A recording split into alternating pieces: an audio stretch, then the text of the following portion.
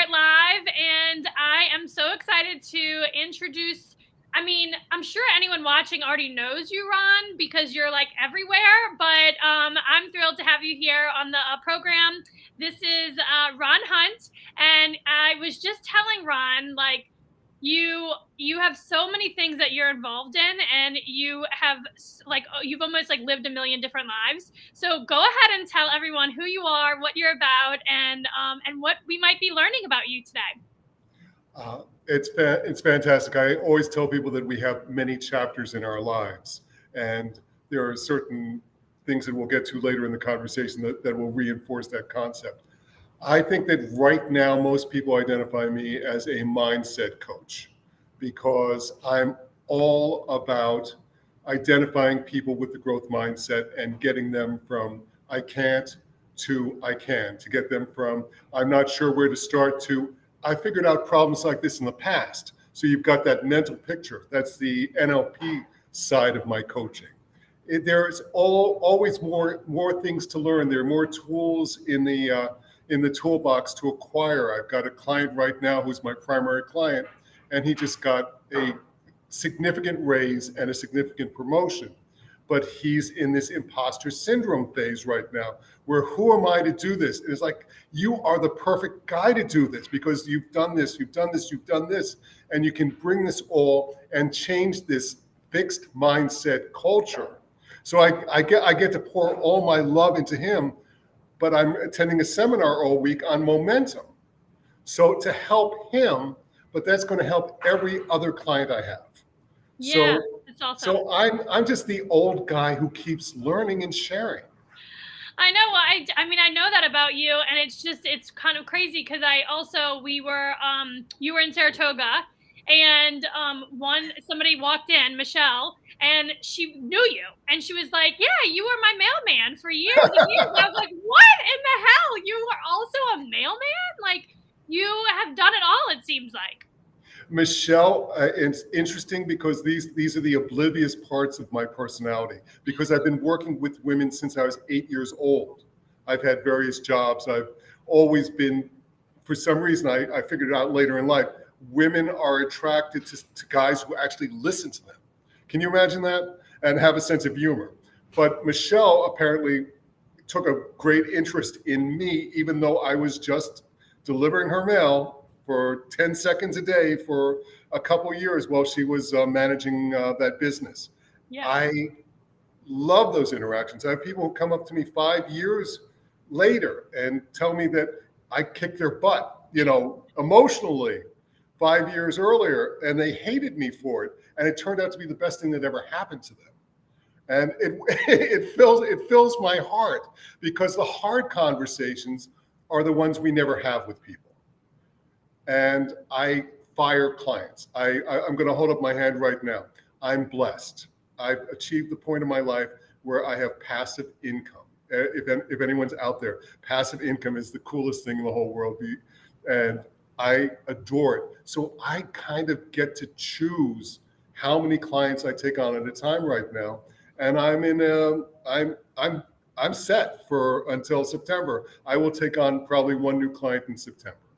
But Awesome. So, it's so tell me, because a lot of times I hear people say like it's really difficult to network, or they always go to these events, they don't meet the right people and everything. And so being that you are involved in a bunch of different networking groups, and I just always see you like socializing, even outside of Palette, tell me like why you do that and why you feel it's so important to put yourself out there. I love people. I'm blessed. I'm an extrovert, but I work with a lot of introverts. And when I see an introvert at networking, they're kind of standing in the corner checking their Instagram. And I always make sure that I take a minute to take them to the side and ask them what their superpower is. Because everyone does have a superpower. We just need to acknowledge it and lean into it and go with it. So once you can tell people in 30 seconds, because elevator speeches have gone from 5 minutes to 2 minutes to 1 minute to 30 seconds to 5 seconds on YouTube, right? So you have to get you have to get in there. But the best thing you can do is ask a mirrored question, is to walk up to a group, hear what someone is saying, and then repeat back to them, I hear you saying that you're passionate about X. But just by doing that, you are part of the conversation. Networking allows you to meet friends of friends. I walked into Palette this morning, which is my co-working space of choice. God bless Palette. And one of the members said, I have a friend who needs help with X. And I said, that's very simple. We're going to do it for $75. How's that sound? And it's like, that's the best. That's the best thing since sliced bread. $75 is just a price point to get into someone's life. $75 will take my wife out to dinner. God bless. We love going to dinner. It's not the be all and end all of the world. You don't have to make $5,000 on every person you meet in networking, but you might be able to level up. And this is the whole secret of networking, is you meet people who are at your level and at a higher level, that their friends might become the mentor that you need. So you can never go wrong by going to a networking session. And the best thing to do at a networking session is to have a good list of contacts in your phone, to see what people's problems are, even if it's not in your wheelhouse. If I can recommend Gary, my CPA, or a lawyer, if I find a lawyer that I like again. Yeah, well, what do they say? Talk is cheap until you hire an attorney. Yeah, when you start getting billed by the minute, it's never going to be a good thing. Life goes on. The joke is I lost Saratoga in the divorce, but that was a story. That's one, people love that joke, but it was true. In any case, networking gets you up level. It's one of the best things you can do. The second best thing you can do, join Toastmasters. I'm helping my chief client right now start a Toastmasters group at his job.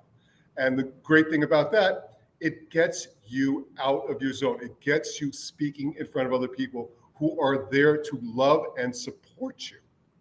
And once you start doing that, going live on Instagram for 30 seconds is a whole lot easier. Oh, yeah. You got to get out of your own head. We have to stop beating ourselves up for what we can't do, identify what we can, and then work on those other things. Yeah, I mean, I love meeting new people and I love connecting people. So, I mean, that's one thing that I always talk to myself about. Like, I talk to myself. Connect the dots and just continue to connect the dots. And you might not figure it out today or in this moment, but you just keep at it. And the other thing is, like, it's important to put yourself out there so that other people who are able to help you, are able to connect you with people that you need to be connected with, are able to do that, right? If they don't know what you're working on, if they don't know who you are, what you're about, what you're passionate about, they have no way of helping you. And I really do believe, and I've, like, through demonstrating this through Palette and just meeting people, all the time, that people want to be of service. They want to help others and they want to be part of, the success of another person's journey, and shared experiences. Like, so I just think it's the best. And when I meet people who are like, oh no, I can't, I am not good at networking. And I'm like, okay, well, what is it? You're right, whether you believe you can or you can't, you're right both ways. So you have to stop telling yourself that you're bad at something when it's just not the truth. When we're coaching people up, and because this is what we do, we coach people up to their potential.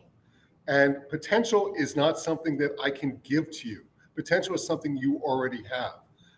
This specific situation, someone is in their head, they need to be in their heart. You always need to identify in your heart what you're passionate about, what you're emotional about, because that is what is going to resonate with our fellow humans. It's not that hard, but it takes an I step. And I steps will solve your relationships. They will get you ahead in life. They'll actually help raise your children. If you can get them to be from "it's not my fault" to "I am responsible." It's like once a kid does that, it's like, okay, let's move on, right? Would you like to do this or this? Famous stories: either children raise their parents or their parents raise their children, right? So if your child said, if you say, "Would you like broccoli and chicken for dinner?" and the kid goes, "No," bad parenting. Here's how we reframe that. Would you like chicken or broccoli first for dinner? Give them a choice. Everybody likes choices, even if they are bad choices. And it's one of these things that I wish I could take every new parent and we'll circle into relationships in a minute or two, I'm sure. But or every new couple and say, do the easy stuff and then forgive each other, taking turns for the other stuff. I give people love chips when they get married at Pallet.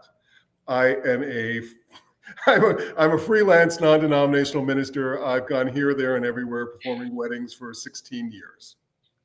Wow. It is my heart. It is my passion.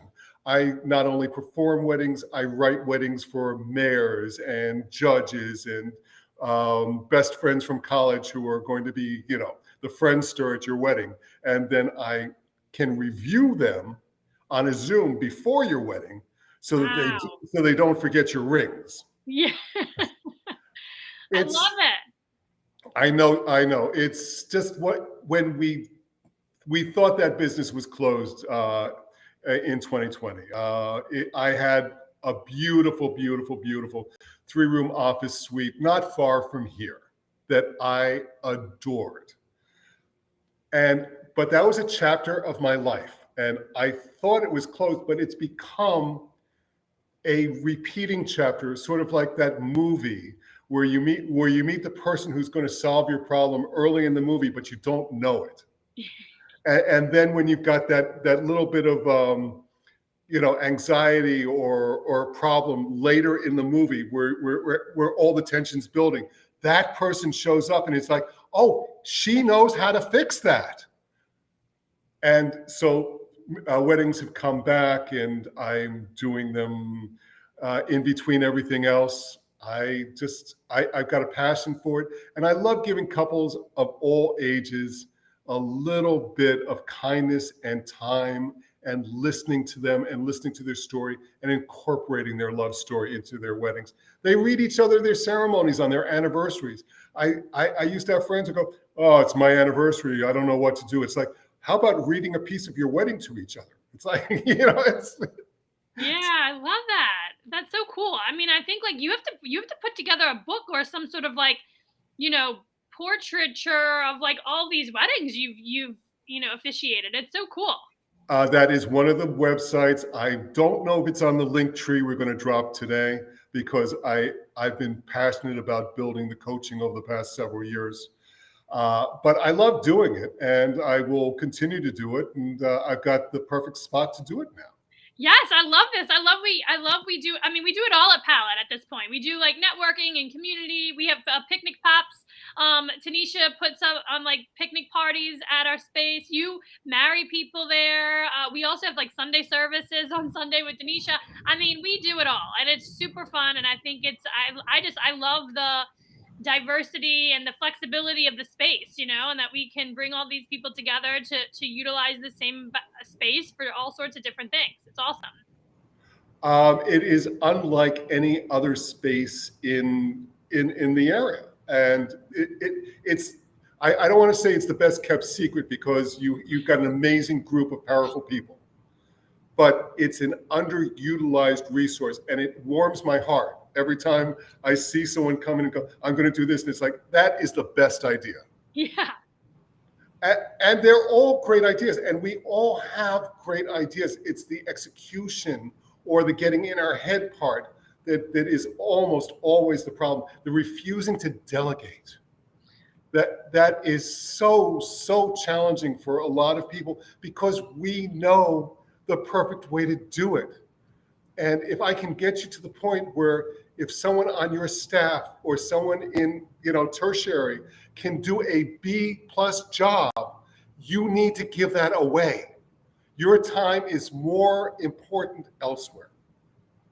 Yeah, I think it's kind of interesting. I think the opposite. I feel like I've just like stumbled into this, this really awesome thing, and I'm working really hard at it. But a lot of the things that I mean, I'm very quick to delegate. I'm like, yeah, that is not the best use of my time, and I'm not even the best person to be doing that stuff, you know. So we don't do our social media. I don't do my email marketing. You know, I definitely don't do my communication. So that branding, you know, all those things. I'm like, I'm not even the best at it, so I should not be doing it. And I think that that's a lot of the bottlenecking that you see in small businesses, where it's like a one woman show or one man show and they're doing it all, and it's like, but listen, buddy, you're not even the best one to be doing this, so please hand it off to somebody else, and you can focus on what you really are excited about and what you are most passionate about, and only do that, and do that really, really well.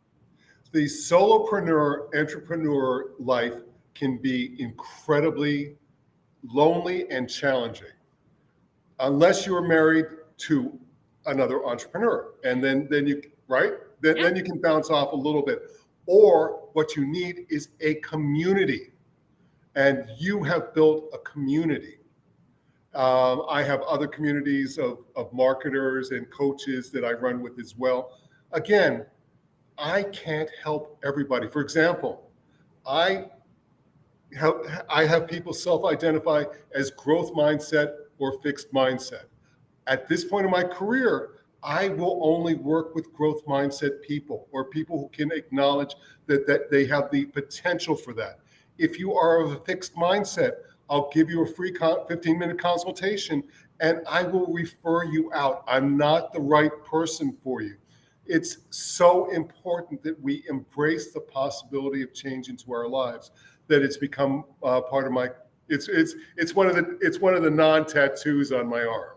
Yeah, well, it's like it's part of your portfolio. You know, you have all these businesses that you're involved in and working on, and it's so much fun to just see like you go after it. I mean, it's like there's nothing you believe you can't achieve, and that's like really, really cool to witness.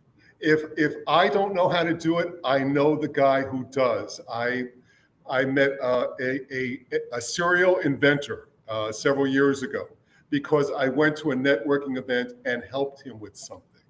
And now we have the potential of solving global warming in the next 5 years. Whoa, He's that's invented. like a big deal.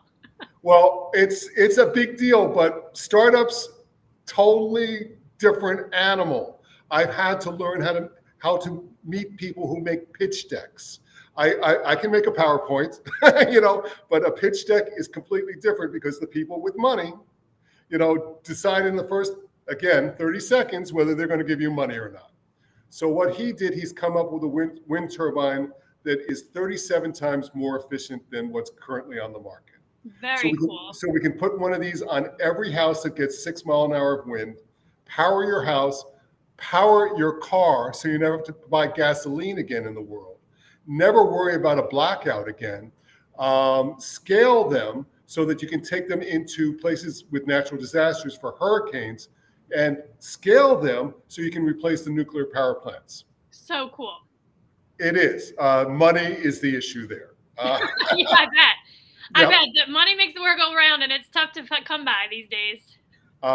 We've been approached by China and India would just sell it to China. So I did have a Zoom with one of the Shark Tank guys about a month ago, and he offered me $1 million for a third of a $10 billion company. And so I thankfully said no, but you have many friends who want to save the world. I love it. You're like perpetually optimistic, and it's so much fun to watch you operate and navigate all the things that you're working on. Thank you so much for being here. And then just like tell us where is like the best place to get a hold of you? Is it LinkedIn? I know you have like a link on your LinkedIn page or your link tree to connect to all the businesses that you have going on. I think that at this point, if I have to be honest with you, it's Instagram. All right. If you go to Instagram / imposter _syndrome _SPE, you will have free coaching for the next half year, and then you can decide if you want to work with me. I love it. Well, there you have it. He's the imposter syndrome expert. He will walk you through how to get unstuck.